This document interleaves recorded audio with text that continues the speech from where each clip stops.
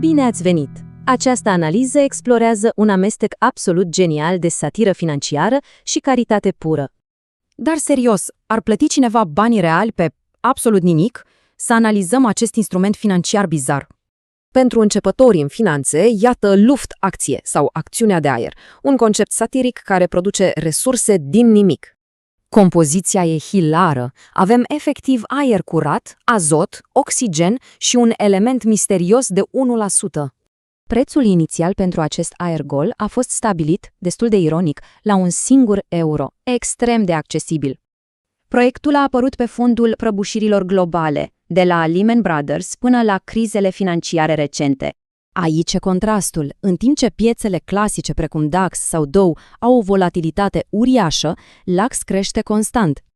E o parodie genială, un fel de alchimie modernă care ironizează clar băncile centrale ce tipăresc bani din aer. Sistemul de rating e ironic. Persoanele vulnerabile primesc scorul maxim, în timp ce băncile corupte sunt excluse. Iar pentru transparență totală, toate aceste tranzacții satirice sunt înregistrate imuabil și public pe blockchain-ul EOS. Bun, marea întrebare. Ce se întâmplă cu banii reali dați pe niște acțiuni vide? Care este profitul? Aici intervine magia. Absolut toți banii obținuți finanțează direct educația copiilor orfani și a celor de pe stradă. La fel și cu veniturile din Google Books. Investind în aceste acțiuni vide, copiii primesc educație și valori creștine. Practic, sistemul LAX demonstrează cum solidaritatea umană și caritatea pot înlocui complet lăcomia piețelor financiare clasice. Această analiză ne arată clar. Stresul bursier și lăcomia acționează ca o boală toxică, distrugând coeziunea socială.